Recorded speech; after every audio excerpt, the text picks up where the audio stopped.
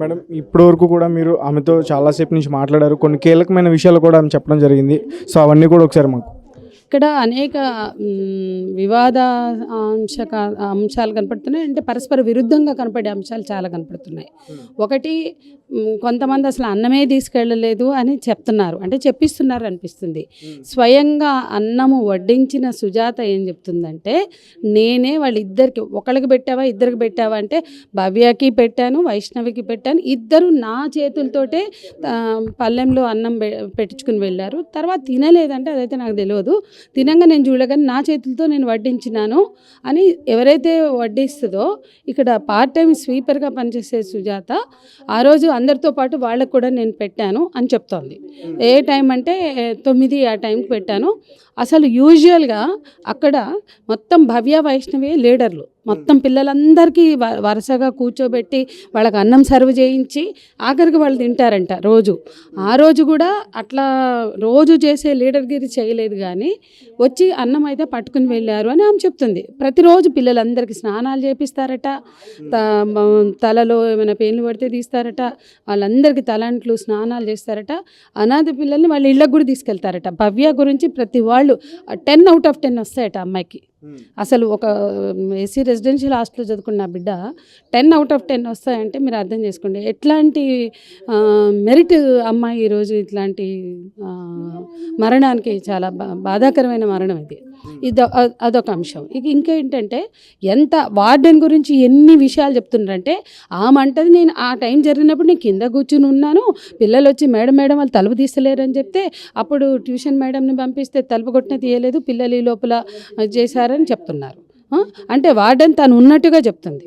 ఇప్పుడు ఇక్కడ ఉన్న వాచ్మెన్ 2 నెలల నుంచి పనిచేస్తున్న ఐలమ్మ, ఆమె ఏమంటుంది, నేను 2 నెలల నుంచే పనిచేస్తున్నా, వార్డెన్ అప్పుడప్పుడు వస్తుంది పోతుంది, ఆ రోజు మాత్రం 5:30కి వచ్చింది, 7 బయటకు వెళ్ళింది, మళ్ళీ 7:30 8ంటికి వచ్చింది, తర్వాత వెళ్ళిపోయింది, ఆ తర్వాత డైరెక్ట్ హాస్పిటల్కి వచ్చిందని ఐలమ్మ చెప్తుంది. ఇక మనకి ఘటనకి సంబంధించి చూస్తే మాకు ఒకళ్ళు చెప్తున్నారు, ఆ రోజు ఆంజనేయుల ఆటోలో వార్డెను ఈ ఇద్దరిని బయటకు తీసుకెళ్ళంగా చూసాము అని చెప్తున్నారు. తర్వాత అంటే చెప్పారా మేడం, సాయంత్రం 5:30 6 మధ్యలో బయటకు తీసుకెళ్లారు అంటున్నారు. అంటే వాళ్ళు ఏం చెప్తున్నారంటే మేము చూడలేదు కానీ చూసిన వాళ్ళు మాకు చెప్తున్నారు అంటున్నారు, పేర్లు చెప్పట్లా. కాబట్టి ఇప్పుడు ఎవరిని మనం ఇక్కడ ఇరికించగలుగుతాం, పోలీసులు విచారణ చేసి తీరలా. ఇప్పుడు ఆ పిల్లలు ఏం చెప్తున్నారంటే మీరు చూసారా ఆ టైంలో అంటే మేము చూడలా కానీ చూసిన వాళ్ళు చెప్పారు. ఆంజనేయుల అంకుల్ ఆటోలో శైలజ మేడం అంటే వార్డెన్ మేడము తీసుకెళ్ళింది, మళ్ళీ 2 అవర్స్లో బ్యాక్ వచ్చారు. అంటే మరి 2 అవర్స్లో బ్యాక్ వచ్చారంటే ఎక్కడికి వెళ్ళారు వాళ్ళు? ఇది ఒక అంశం బయటకు వస్తుంది. ఇంకొక అమ్మాయి డిగ్రీ ఇక్కడే 3వ తరగతి నుంచి చదివి ఇక్కడే పెరిగిన అమ్మాయి, 10th వరకు ఇదే హాస్టల్లో ఉన్న అమ్మాయి, ఇప్పుడు బయట కింద ప్రైవేట్ రూమ్లో ఉంటున్న అమ్మాయి, సాయంత్రం వచ్చారు, వాళ్ళ ఒంటి మీద దెబ్బలైతే లేవు అని అంటున్నారు. అంటే ఇప్పుడు మాకు ఇంకోటి ఏమనిపిస్తుంది అంటే ఈవినింగ్ చూసినప్పుడు ఆ పిల్లల ఒంటి మీద దెబ్బలేం లేవు, మరి ఆ తర్వాత 5:30 6 మధ్యలో ఆంజనేయుల అంకుల్ ఆటోలో శైలజ ఆంటీ వెళ్ళారు, 2 అవర్స్ తర్వాత వచ్చారు అంటున్నారు. మరి ఆ తర్వాత చూస్తే ఈ దెబ్బలన్నీ కనబడుతున్నాయి, అసలు దెబ్బలు లేవని ఒకళ్ళు చెప్తున్నారు. అంటే ఏంటది, దెబ్బలు ఉన్నాయనేది వాళ్ళ ఫోటోలతో సహా కనపడుతున్నాయి. ఎవరైనా ఉరేసుకున్నప్పుడు ఒంటి మీద ఎక్కడ పడితే అక్కడ ఆ రకమైన గాయాలు ఎందుకుంటాయి? ఎవరైనా ఊరేసుకుంటే ఉన్నాయని చెప్తున్నారా మేడం? ఇద్దరికి ఉన్నాయని ఫోటోలు కనపడుతున్నాయి కదా మనందరి దగ్గర ఫోటోలు, అవి వచ్చినాయి కదా బయటికి.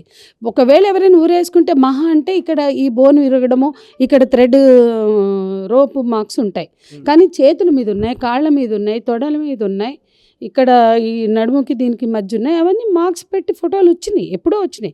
2 days బ్యాక్ మేము ఇవాళ వచ్చాం, 2 days బ్యాకే మాకు ఆ ఫోటోలు అన్నీ చేరాయి.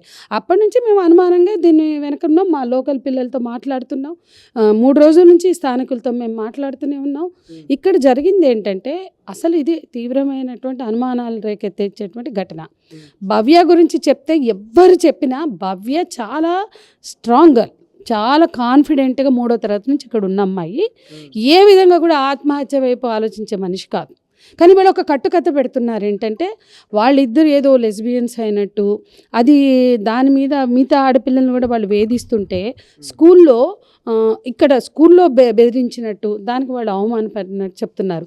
మరి ఆ స్కూల్లో ఎవరు కౌన్సిలింగ్ చేశారో ఏందో అవన్నీ బయటకు తెలియదు. మేమైతే అవి నమ్మట్లా. మేమైతే భవ్య అనే అమ్మాయి 10/10 మార్క్స్ వచ్చే ఆ పిల్ల చాలా స్ట్రాంగ్ ఉంది. 10-12 రోజుల క్రితం ఇవాళ ఒక ఘటన మాకు చెప్పారు. 10-12 రోజుల క్రితం ఆంజనేయులు కుక్కుకు సంబంధించిన ఒక అవాంఛనీయ ఘటనని వీళ్ళు చూశారని భవ్య ఆ రోజే అడిగిందని, ఆ తర్వాత కూడా మీరు ఇట్లా ఉంటే ఎట్లా అని ఆమె ప్రశ్నించినట్లు, అంటే వాళ్ళ మీద కన్నేసి ఆమె ఆ పిల్లల్ని ప్రశ్నించారు, నిలదీసింది కాబట్టి భవ్య ఆ అమ్మాయిని బెదిరించారేమో అని కూడా మాకు అనిపిస్తోంది. అంటే ఇట్లాంటి రకరకాల అభిప్రాయాలు ఇందులో కనపడుతున్నాయి. అందరూ ఆ ఘటన చుట్టూ ఉన్న పూర్వపరాలుగానే చెప్తున్నారు. కాబట్టి ఏ విధంగా చూసినా భవ్యది అది ఆత్మహత్య కాదు అనిపిస్తుంది. భవ్య ఆత్మహత్య చేసుకునే మనస్తత్వం కలిగిన అమ్మాయి కాదు. అంత లీడర్షిప్ క్వాలిటీస్ ఉన్నాయి. వేరే పిల్లల్ని ఇంటికి తీసుకెళ్తుందట. తల్లిదండ్రులు లేని పిల్లల్ని ఇంటికి తీసుకెళ్తుందంటే ఆ అమ్మాయికి ఎంత కాన్ఫిడెన్స్ ఉంటుందండి. తనే ఇక్కడ పెరిగింది 3వ తరగతి నుంచి. కానీ వేరే తల్లిదండ్రులు లేని పిల్లలకి తలలు దూవుతుందట, బట్టలు వేస్తుందట, వాళ్ళ బట్టలు ఉతుకుతుందట. వైష్ణవి ఈమె కలిసి వేరే చిన్నపిల్లల బట్టలన్నీ ఉతుకుతారట. ఇవన్నీ చూస్తుంటే ఆ పిల్లలు చాలా అపారమైనటువంటి ఈ హాస్టల్లో పిల్లల పట్ల ప్రేమానురాగాలు కలిగిన వాళ్ళు, బాధ్యతగా అక్కల్లాగా అమ్మల్లాగా వ్యవహరించిన వాళ్ళు. ఇక్కడ వాళ్ళకి చాలా గ్రిప్ కూడా ఉంది. కాబట్టి ఏదో ప్రశ్నించేంత ధైర్యం కూడా వాళ్ళకు ఉందనేది అర్థమవుతుంది.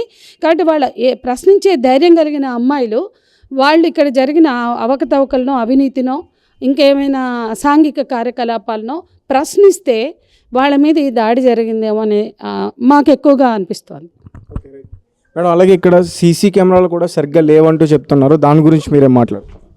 సీసీ కెమెరాలు అమ్మాయిలు ఉన్న హాస్టల్లో కంపల్సరీ సీసీ కెమెరాలు ఉండాలి కదా. 2 నెలల నుంచి 3 నెలల నుంచి లేవంటున్నారు. అమ్మాయిలు ఉంటారు అక్కడ. వాచ్మెన్ కూడా ఒక ఏజ్డ్ అమ్మ ఉంటుంది. అంటే ఈ టైంలో పిల్లలకి ఏదైనా అఘాయిత్యం జరిగితే ఎక్కడ కనిపిస్తుంది, ఎక్కడ దొరికించుకుంటాం మనం. అందుకు సీసీ కెమెరాలు లేనప్పుడు ఎప్పుడో వార్డెన్ దాన్ని సరిచేయాల్సిన అవసరం వార్డెన్ పైన ఉంటుంది కదా. ఇది ప్రభుత్వంలో ఉన్న ఆ వార్డెనే కూడా పిల్లల వైపు పట్టించుకోకుండా ఇంత నెగ్లెక్ట్గా ఉండడం ఇది సమంజసం కాదు. ఇది పిల్లల్ని చూసుకునే వాళ్ళు లేక కూడా పిల్లలకి ఏం జరుగుతుందనేది కూడా క్లారిటీ లేకుండా పోయింది ఇక్కడ. ఏ ప్రభుత్వ హాస్టళ్ళలో అయినా కూడా అమ్మాయిలు ఉన్న హాస్టల్ కానీ అబ్బాయిలు ఉన్న హాస్టల్ కానీ సీసీ కెమెరాలు వెంటనే పెట్టించాలని కోరుకుంటూ, ఈ అమ్మాయిలకు జరిగిన అన్యాయాన్ని, వాళ్ళు చేసిన తప్పేముందో అది ఒకసారి క్లియర్గా తెలియజేస్తూ, వాళ్లకు చనిపోయినా కూడా వాళ్ళ ఆత్మకు శాంతి కలగాలంటే వాళ్ళకి న్యాయం జరిగేటప్పుడు అన్ని డిపార్ట్మెంట్ల నుంచి అమ్మాయిలకు న్యాయం జరిగేటట్టు చూడాలని కోరుకుంటున్నాం. చిన్న పిల్లలు అందరం అంత తెలిసిందంట. నేను కూడా అన్నం అడ్డనే పెట్టుకున్నాను. పిల్లలు తిన్నారు, చిన్నపిల్లలు తిన్నారు, వెళ్ళిండ్రు. పిల్లలందరూ తిన్నాక నేను తింటా పెట్టుకు 9 గంటలకు తింటా. అయితే వచ్చిర్రు పిల్లలు, వచ్చి తిన్నారు, వెళ్ళిపోయారు. నేను తిందామని అన్నం కలుపుకున్నాను.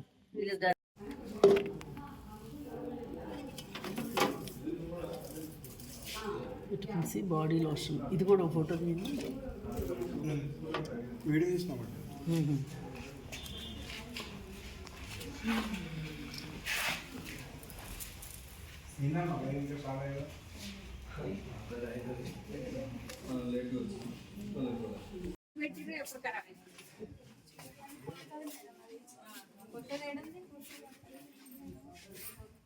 పని చేస్తుందా? వాచ్మెన్ కూడా మాట్లాడాలి. వాచ్మెన్ అమ్ముంది కదా. సీసీ కెమెరాలో పని చేయట్లేదు.